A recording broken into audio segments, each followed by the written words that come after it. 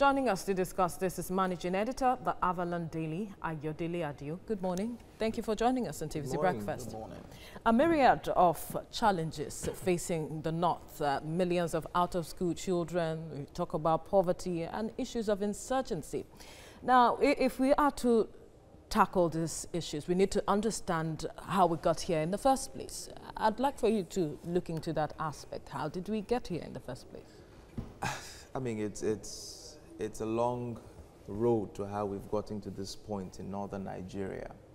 But it's important to know that northern Nigeria has not always been poor. You know, in the times of the trans-Sahara trade, northern Nigeria, particularly Kano State, you know, was quite a rich state and region.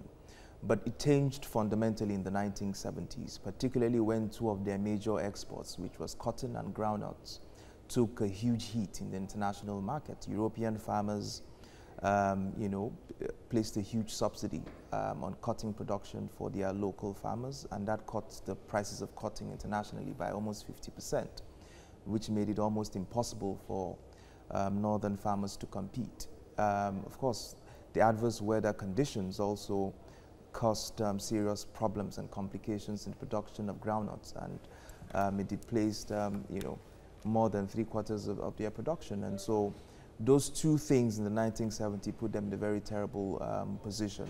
And of course, the fact that there's a lot of geographical challenge that the North faces in itself, because first of all, it is not only landlocked, it is not connected to the global markets. And thirdly, it is situated in one of the most poorest regions in the entire world, which is the Sahel region. So its neighbors are extremely poor. So you look at countries like Mali, Chad, Niger, they are one of the countries with the lowest human development indexes in the world. So you can talk about a gamut of challenges that has put the North where it is today, but you cannot excuse the leadership of northern Nigeria in the last 30, 40 years that have refused to think out of the box, that have refused to prepare. Is that where the challenge lies? Oh yes, predominantly that's where the challenge lies now, and that's why the Emir is consistently poking the leadership of northern Nigeria, because they are primarily responsible for where northern Nigeria is today, because first, they did not prepare northern Nigeria for the challenges that they are facing today. They did not educate their people properly. And when we talk about education, it's not, I'm not talking about university education, whether it's vocational training, whether it's training in technology. They have not prepared northern Nigeria for the challenges that they face today. Unfortunately, bulk of the 1980s and the early 1990s were dominated, you know, by I'm sorry to say, religious teachings in northern Nigeria. It was more about religion in northern Nigeria than it was about economic emancipation. And so and for me, I think it's a classist thing, because the North also remains predominantly feudal, where you have the elite have this tremendous hold on power, and they've refused to close the inequality gap between them and the millions of people behind them. So I think the leadership of northern Nigeria need to look themselves in the mirror, because the chicken have come home to roost. The problems that a lot of policy analysts anticipated 30 years ago is now facing them in the face. There's huge insecurity across the entire Northwest and the Northeast. There's terrorism, there is banditry, there's all sorts of insecurity. All sorts of challenges. And unfortunately, it's now like a double-edged sword, because now again you're in a more serious problem, because you cannot now attract foreign direct investment because of the insecurity in northern Nigeria. Businesses are forced to relocate because of that same insecurity. People who usually come into northern Nigeria to trade are now afraid to travel to the north to do business. So you've plunged your region into serious chaos. But do you think that they are understanding or seeing the signs on the world? I mean, it's clear, it's obvious now that even the blind can see. It's how they respond now that matters. And I do not think that individual states in northern Nigeria can respond. They have to respond as a region. they have to respond with collaborative efforts, and they have to plan strategically together as a region to remove themselves from this quagmire that they found themselves in. And so I think a lot of things would have to change fundamentally in northern Nigeria, because there is no doubt that northern Nigeria have been lucky to have governors who somehow have a flair for infrastructure. So whether it's Kwankwaso, Gwanduje that you have now, El Rufai, Ibrahim Dankwabo in Gombe, they've always built fantastic roads and bridges, excellent highways in northern Nigeria. But that does not... It's beyond that. That does not solve poverty problems. Because I think it was even in Kaduna that they did a survey to find out what the people were interested the most in governance. And of course, roads ranked very high. So, but that needs to change going forward. It is not popular to invest in education. It is not popular to invest in primary health care, but those are the real things that the leaders of northern Nigeria need to invest in if they are going to deal with this challenge. AYODELE, ADIO. Let's leave it here now. Thank you for speaking. Joining us to discuss this is Managing Editor, the AVALON Daily, AYODELE, ADIO. Thank you very much for joining us. Thank you for having me. Now, the Emir has come out to express his concern at the level of illiteracy, poverty, unemployment, insurgency in the north. Now, if the governors there are to do something, what will be the long-term plan? I mean, long-term plan would have to be human capital development. It is not... It has to be human capital development, which doesn't have results in the short term. You don't win elections on human capital development, but you save the next generation with human capital development. So I want to see a lot of northern governors investing hugely in human capital development. But how do we achieve that when after 8 years another person comes in the saddle and destroys what the other person has done? I mean, that'll be a real shame.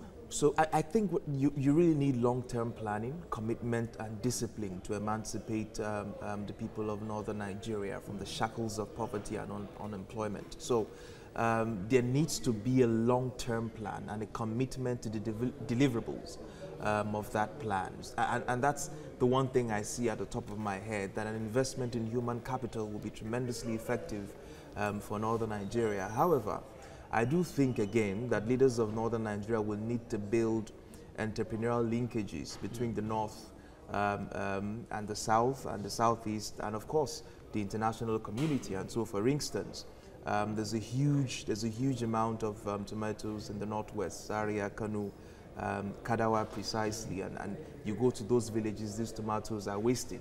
Sadly, there's even a tomato factory there in Kadawa that is moribund, even though I hear that it's going to be revived. But you see, government needs to target these huge industries and factories that can employ thousands of people, that the commodities or the products that they produce are in demand in other parts of the country or in other parts of the world. So you're looking at what you can do with tomatoes, you're looking at what you can do with hides and skin, and having a business relationship with Aba and Lagos, where you have a lot of entrepreneurs who are making bags and shoes with hides and skin. You also want to look at what you can do with fish in Baga or the beans or tomatoes in Marti, and how you can integrate that. So you have a hugely agrarian economy in the northern Nigeria, but how do you move from that agrarian economy to some sort of industrialization that you can commercialize and create jobs for your people? So it's a whole lot of work. There are too many things to do at the same time. You cannot cherry pick. They have to be done at the same time. Another aspect that persons have come to talk about is the aspect of restructuring, because the states of the northern states, they're said to be blessed, if I may use the word, with solid minerals that can be economically viable. But they have some, according to experts, but these northern states do not seem to be in agreement with issues of restructuring. I wonder how that window can be explored. Let me have a very honest conversation with you about this restructuring thing. I do not think, I've lived a good number of my life in northern Nigeria, and I do not think that the northerners are adverse in that sense to restructuring. What they're adverse to is the condescending tone in which we sell the restructuring. If the conversation is we want to restructure Nigeria so that you can wallow in poverty and you can stop being a leech on us and you can stop being a parasite, then you're not going to have a healthy conversation with the North. because nobody wants to be seen as a leech or as a parasite. So I think it's the But it's they the way can we have drive the conversation to how it can be beneficial for them. oh yes, yes, the conversation can be had. And here's the thing: I do not think that the typical northerner, you see a lot of them creating who are entrepreneurs in the southwest. They're having suya spots. They travel all the way to do business in south and the west. So I don't think the average northerner is adverse to restructuring. It's the political elite who want to have their hold on power, who have in the first hand refused to liberate their people from poverty, and the second hand they seem to have this desperate hold on power. So whether it's restructuring or not, restructuring does not substitute for good governance in itself. It doesn't, but it gives them access to things that can be beneficial to the people in terms of the solid minerals. No, if you talk about solid minerals, you're still driving looking at the rare mirror, because you're still looking at an extractive economy and you're not looking at developing the human capital of the people in your region. So, I mean, we need to stop looking at what is in the ground and what is between our ears and look at how to develop the mind and the capabilities of people in northern Nigeria. So like I said, it's not an easy decision to make. The problem is huge, it's gigantuan, it's hydra-headed, and it cannot be solved in 10 years. It cannot be solved in 15 years. But we can start to make deliberate step and process to reverse the ugly trend that has lasted for 40 years. I'm sorry to say that this vicious circle that we have created, this monster of poverty, unemployment, and insecurity, unfortunately will have to run its full circle. So what we need to do and how we need to pressure northern leaders is that the next generation, these youngsters in secondary school, these millions of people who are internally displaced, this burgeoning population that are coming up, we need to create an alternative pathway for them, educate them better, create more opportunities for them, and ensure that they do not end up 30 years from now the same way northerners today have ended up after 3 decades of bad governance. All right. AYODELE ADIO, thank you for speaking with us.